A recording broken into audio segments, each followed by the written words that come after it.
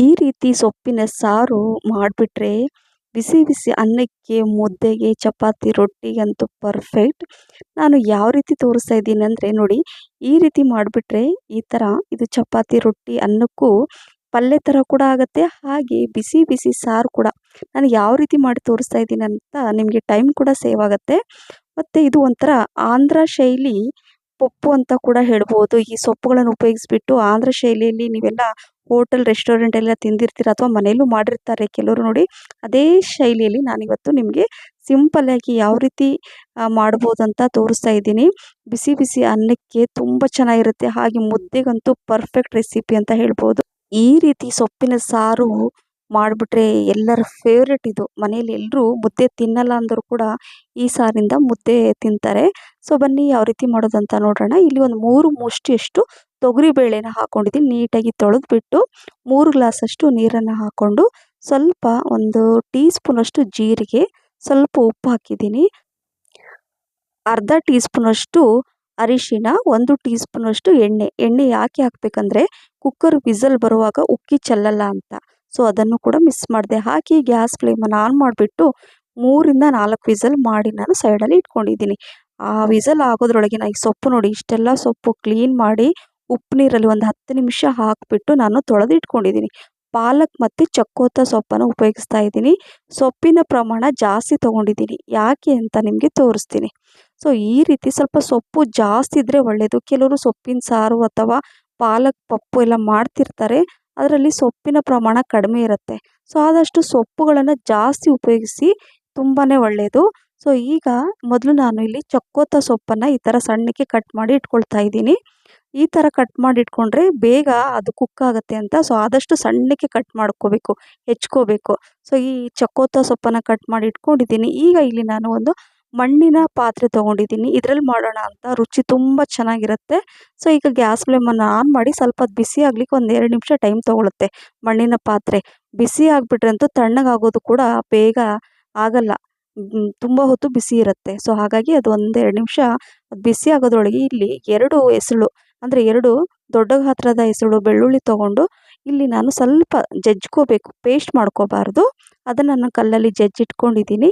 ಇಲ್ಲಿ 2ರಿಂದ 3 ಟೀ ಸ್ಪೂನಷ್ಟು ಎಣ್ಣೆ ಹಾಕ್ಕೊಂಡು ಸ್ವಲ್ಪ ಸಾಸಿವೆ, ಜೀರಿಗೆ, ಫ್ರೆಶ್ ಕರಿಬೇವು ಸೊಪ್ಪನ್ನು ಕೂಡ ನಾನು ಒಗ್ಗರಣೆಗೆ ಈ ಥರ ಹಾಕ್ತಾಯಿದ್ದೀನಿ.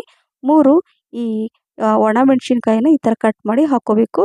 ಚೆನ್ನಾಗಿ ಕಾಣಿಸುತ್ತೆ ನೋಡ್ಲಿಕ್ಕೆ ಕೂಡ, ರುಚಿ ಕೂಡ ಜಾಸ್ತಿ ಇರುತ್ತೆ.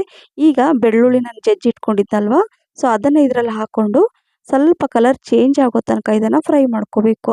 ಸೊ ಬೆಳ್ಳುಳ್ಳಿನೇ ಮೇನ್ ಅಂದರೆ ಈ ಸಾರಿಗೆ. ಸೊ ಹಾಗಾಗಿ ಸ್ಕಿಪ್ ಮಾಡಬೇಡಿ. ಬೆಳ್ಳುಳ್ಳಿ ತಿನ್ನಲ್ಲ ಅಂದವರು ಸ್ಕಿಪ್ ಮಾಡಬಹುದು.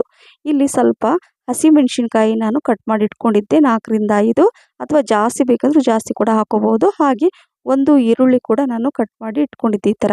ಸೊ ಅದನ್ನು ಇದರಲ್ಲಿ ಹಾಕ್ಕೊಂಡು ಸ್ವಲ್ಪ ಕಲರ್ ಚೇಂಜ್ ಆಗೋ ತನಕ ಇದನ್ನು ಫ್ರೈ ಮಾಡ್ಕೋಬೇಕು.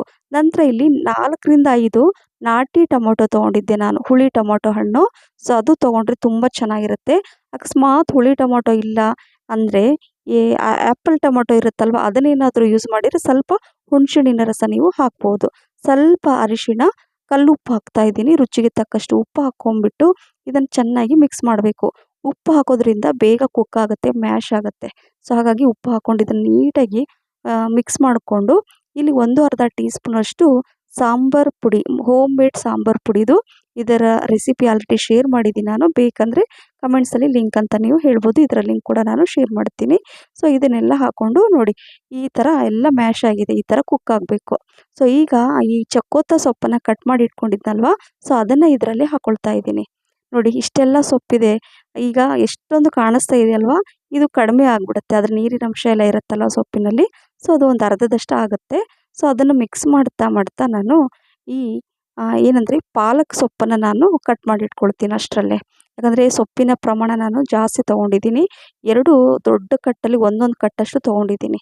ಸೊ ಹೇಳಿದೆ, ಪಾಲಕ್ ಮತ್ತು ಚಕ್ಕೋತ ಎರಡೂ ಮಿಕ್ಸ್ ಮಾಡಿಬಿಟ್ಟು ನೀವು ಈ ರೀತಿ ಸಾರನ್ನ ತೋರಿಸ್ತಾ ಇದ್ದೀನಲ್ಲ, ಈ ರೀತಿ ಮಾಡಿ ರಿಯಲಿ ಇಷ್ಟೊಂದು ರುಚಿ ಇರುತ್ತಂದರೆ ನೀವು ದಿನಾ ತಿಂದರೂ ಕೂಡ ಬೇಜಾರಾಗಲ್ಲ ಇದು. ಸೊ ಈಗ ಈ ಸೊಪ್ಪು ಕೂಡ ನಾನು ಅದನ್ನು ಅಂದರೆ ಸೈಡಲ್ಲಿ ಅದನ್ನು ಬೇಯಿಸ್ತಾ ಮಿಕ್ಸ್ ಮಾಡ್ತಾ ಈ ಪಾಲಕ್ ಸೊಪ್ಪನ್ನು ಕಟ್ ಮಾಡಿ ಇದರಲ್ಲಿ ಹಾಕ್ಕೊಳ್ತಾ ಇದ್ದೀನಿ. ನೋಡಿ, ಅದು ಚಕ್ಕೋತ ಸೊಪ್ಪು ಹಾಕುವಾಗ ಫುಲ್ಲು ತುಂಬಿತ್ತು, ಅದು ಕ್ವಾಂಟಿಟಿ ಎಷ್ಟು ಕಡಿಮೆ ಆಯಿತು ಅಲ್ವಾ. ಸೊ ಹಾಗಾಗಿ ಇದು ಅಷ್ಟೇ, ಹಾಕುವಾಗ ನಿಮಗೆ ಸೊಪ್ಪಿನ ಪ್ರಮಾಣ ಜಾಸ್ತಿ ಅನಿಸುತ್ತೆ, ಅದು ಕುಕ್ ಆದಾಗ ಅದರ ಅರ್ಧದಷ್ಟು ಆಗಿಬಿಡುತ್ತೆ. ಸೊ ಈಗ ಪಾಲಕ್ ಸೊಪ್ಪು ಹಾಕಿ ಮಿಕ್ಸ್ ಮಾಡಿ ಸ್ವಲ್ಪ ಒಂದು 5 ನಿಮಿಷ ಇದನ್ನು ಆ ಸೊಪ್ಪುಗಳೆಲ್ಲ ಮೀಡಿಯಂ ಫ್ಲೇಮಲ್ಲಿ ಅದನ್ನು ಬೇಯಿಸ್ಕೋಬೇಕು. ಸೊ ಹಾಗಾಗಿ ಕುಕ್ಕರಲ್ಲಿ ಕೂಡ ಬೇಯಿಸ್ಕೊಳ್ಳೋದು ಯಾವ ರೀತಿ ಅಂತ ಕೂಡ ನಾನು ತೋರಿಸಿದ್ದೀನಿ. ಡೈರೆಕ್ಟ್ ಕುಕ್ಕರಲ್ಲಿ ಯಾವ ರೀತಿ ಸೊಪ್ಪು ಸಾರು ಮಾಡಬೇಕು ಅಂತ ಕೂಡ ನಾನು ತೋರಿಸಿದ್ದೀನಿ. ಬಟ್ ಈ ರೀತಿ ಮಾಡಿ ಇದು ಒಂಥರ ಡಿಫ್ರೆಂಟ್ ರುಚಿ. ಸೊ ಹಾಗಾಗಿ ನಾನು ಇದೇ ರೀತಿಯಾಗಿ ನಿಮಗೆ ತೋರಿಸ್ತಾ ಇದ್ದೀನಿ, ಯಾಕಂದರೆ ಇದರ ರುಚಿನೇ ಬೇರೆ. ಸೊ ನೋಡಿ ಈಗ ಎಷ್ಟೊಂದು ಸೊಪ್ಪಿತ್ತಲ್ವ, ಇದೆಲ್ಲ ನೋಡಿ ಈ ಥರ ನೀರೆಲ್ಲ ಬಿಟ್ಕೊಂಡಿದೆ. ಈಗ ನಾನು ಸೊಪ್ಪಿನ ಪ್ರಮಾಣ ಯಾಕೆ ಜಾಸ್ತಿ ತೊಗೊಂಡಿದ್ದೀನಿ ಅಂತ ನಿಮಗೆ ಈಗ ಗೊತ್ತಾಗುತ್ತೆ ನೋಡಿ. ಈಗ ನಾನು ಇದರಲ್ಲಿ ಒಂದು ಸ್ವಲ್ಪ ಒಂದು 1/4% ಅಷ್ಟು ಇದರಲ್ಲಿ ತೆಗೆದಿಟ್ಕೊಂಡ್ಬಿಡ್ತೀನಿ. ಅಂದರೆ ಈ ಸ್ಪೂನಿಂದ, ದೊಡ್ಡ ಸ್ಪೂನ್ ಇದೆ ಅದರಿಂದ ಒಂದು 3 ಸ್ಪೂನಷ್ಟು ಈ ರೀತಿ ತೆಗೆದಿಟ್ಬಿಡ್ತೀನಿ. ಈ ಥರ ನನ್ನ ಹಸ್ಬೆಂಡಿಗೆ ತುಂಬ ಇಷ್ಟ ಆಗುತ್ತೆ ಡೈರೆಕ್ಟ್ ಸೊಪ್ಪು ಪಲ್ಯ ಈ ಥರ ತಿನ್ನೋಕ್ಕೆ. ಸೊ ಅವ್ರಿಗಾಗಿ ನಾನು ಇದು ಸ್ವಲ್ಪ ತೆಗೆದ್ಬಿಟ್ಟು ಸೈಡಲ್ಲಿ ಇಟ್ಬಿಡ್ತೀನಿ. ಈಗ ನೋಡಿ ಅಷ್ಟು ತೆಗೆದ್ರೂ ಇನ್ನೂ ಎಷ್ಟೊಂದು ಸೊಪ್ಪಿದೆ. ಈಗ ನಾನು ಮೊದಲೇ ಏನಾದರೂ ಕುಕ್ಕರಲ್ಲಿ ತೊಗರಿಬೇಳೆ ಬೇಯಿಸಿಟ್ಟಿದ್ನಲ್ವ, ಸೊ ಅದು ಕೂಡ ಚೆನ್ನಾಗಿ ಕುಕ್ ಆಗಿರುತ್ತೆ ಇದೆಲ್ಲ ಮಾಡೋ ಅಷ್ಟರಲ್ಲಿ. ಸೊ ಈಗ ಈ ಬೆಂದಿರುವಂತಹ ಅಂದರೆ ಬೇಯಿಸಿರುವಂತಹ ಈ ಬೇಳೆನ ಇದರಲ್ಲಿ ಹಾಕ್ಕೊಳ್ತಾ ಇದ್ದೀನಿ. ಸೊ ಈ ರೀತಿ ನೀವು ಇದನ್ನು ಮಾಡಿ ರಿಯಲಿ ಫ್ರೆಂಡ್ಸ್, ನನ್ನ ಫೇವ್ರೆಟ್ ರೆಸಿಪಿ ಇದು. ಸೊ ಇದನ್ನು ನೀಟಾಗಿ ಈ ಥರ ಜಾಸ್ತಿ ನೀರು ಹಾಕ್ಕೊಳಕ್ಕೆ ಹೋಗಬೇಡಿ. ಕೆಲವೊಂದು ಸಲ ಸ್ವಲ್ಪನೇ ಪ್ರಮಾಣದಲ್ಲಿ ನೀರು ಹಾಕ್ಕೊಳ್ಳಿ. ನೋಡಿ ಈ ರೀತಿ ನಾನು ಕುಕ್ಕರಲ್ಲಿ ಸ್ವಲ್ಪ ನೀರು ಹಾಕ್ಕೊಂಡು ಈ ಥರ ಮಿಕ್ಸ್ ಮಾಡ್ತಾ ಇದ್ದೀನಿ. ಈ ಸಾರು ಹೇಗಿರಬೇಕಂದ್ರೆ ತುಂಬ ಗಟ್ಟಿನೂ ಇರಬಾರ್ದು, ತುಂಬ ನೀರಾಗೂ ಇರಬಾರ್ದು. ಪರ್ಫೆಕ್ಟಾಗಿ ನಾನು ತೋರಿಸ್ತಾ ಇದ್ದೀನಲ್ವ, ಇದೇ ರೀತಿಯಾಗಿರಬೇಕು, ತುಂಬ ಚೆನ್ನಾಗಿರುತ್ತೆ. ಸೊ ಹಾಗಾಗಿ ಈ ಸಾರು ನೋಡಿ ಒಂದು ಜಾಸ್ತಿ ಕುದಿಸ್ಬೇಕಂತ ಏನಿಲ್ಲ. ಸೊಪ್ಪು ಆದಷ್ಟು ಕಡಿಮೆ ನಾನು ತೋರಿಸಿದ್ದೀನೋ ಅಷ್ಟೇ ಸಾಕು ಕುಕ್ ಆದರೆ. ಮತ್ತೆ ಬೇಳೆ ಹಾಕಿ ಚೆನ್ನಾಗಿ ಕುದಿಸ್ಬೇಕಂತ ಏನಿಲ್ಲ. ಜಸ್ಟ್ 2 ನಿಮಿಷ ಕುದಿ ಬಂದರೆ ಸಾಕು. ಇದು ಸೊಪ್ಪಿನ ಸಾರು ಅಥವಾ ಆಂಧ್ರ ಶೈಲಿ ಈ ಪಾಲಕ್ ಪಪ್ಪು ಅಂತ ಕೂಡ ಹೇಳ್ಬೋದು. ರೆಡಿ ಆಯಿತು. ತುಂಬ ಅಂದರೆ ತುಂಬ ರಿಯಲಿ ಫ್ರೆಂಡ್ಸ್, ಇದರ ರುಚಿ ನಾನು ತೋರಿಸಿದ ರೀತಿಯಲ್ಲಿ ಒಮ್ಮೆ ಮಾಡಿ ನೀವು ಮರೆಯೋದೇ ಇಲ್ಲ. ಸೊ ನೋಡಿ ಇದು ಮಧ್ಯಾಹ್ನ ನಾನು ಬಿಸಿ ಬಿಸಿ ಅನ್ನಕ್ಕೆ ತಿಂದೆ. ತುಂಬ ಅಂದರೆ ತುಂಬಾ ಇಷ್ಟ ಆಯಿತು ನನಗೆ. ಈ ನೋಡಿ ಈ ಥರ ಪಲ್ಯ ನಾನು ಹೇಳಿದೆ ನಿಮಗೆ, ಎಕ್ಸ್ಟ್ರಾ ಪಲ್ಯ ಮಾಡಬೇಕಂತ ಅವಶ್ಯಕತೆಯೇ ಇರಲ್ಲ. ಸೊ ಆ ಪಲ್ಯ ಕೂಡ ಅಂದರೆ ಸೊಪ್ಪಿನ ಪಲ್ಯ ಜೊತೆ ಈ ಸೊಪ್ಪಿನ ಸಾರು ತಿಂತಾ ಇದ್ದರೆ ಆಹಾ ಎಷ್ಟು ಅಮೃತ ಅಂತ ಹೇಳ್ಬೋದು. ಮತ್ತು ಇದೇ ಸಾರಿಗೆ ನಾನು ರಾತ್ರಿ ಮುದ್ದೆ ಮಾಡಿದ್ದೆ. ಸೊ ಮುದ್ದೆ ನನ್ನ ಹಸ್ಬೆಂಡು ಈ ಥರ ಸಾರಿದ್ದರೆ ಅವರು ರಾಗಿ ಮುದ್ದೆ ಇಷ್ಟಪಡ್ತಾರೆ ಈ ಥರ ತಿನ್ನೋಕ್ಕೆ. ಅವರೆಲ್ಲ ಮಕ್ಕಳು ಎಲ್ಲರೂ ಇಷ್ಟಪಡ್ತಾರೆ. ಸೊ ಹಾಗಾಗಿ ನಾನು ಇದೇ ರೀತಿಯಾಗಿ ನಿಮಗೆ ಈ ವಿಡಿಯೋ ಶೇರ್ ಮಾಡಿದ್ದೀನಿ. ನಿಮಗೆ ಇಷ್ಟ ಆಗಿದೆ ಅಂತ ಅಂದ್ಕೊಂಡಿದ್ದೀನಿ ಫ್ರೆಂಡ್ಸ್. ಇಷ್ಟ ಆಗಿದ್ದರೆ ಲೈಕ್, ಶೇರ್, ಕಮೆಂಟ್ಸ್ ಮತ್ತು ಸಬ್ಸ್ಕ್ರೈಬ್ ಮಾಡಿ. ನಿಮ್ಮ ಫ್ರೆಂಡ್ಸ್ ಮತ್ತು ಫ್ಯಾಮಿಲಿ ಕೂಡ ಶೇರ್ ಮಾಡಿ. ಹಾಗೆ ನನ್ನ ಫೇಸ್ಬುಕ್ ಪೇಜ್ ಫಾಲೋ ಮಾಡೋದನ್ನು ಕೂಡ ಮರಿಬೇಡಿ.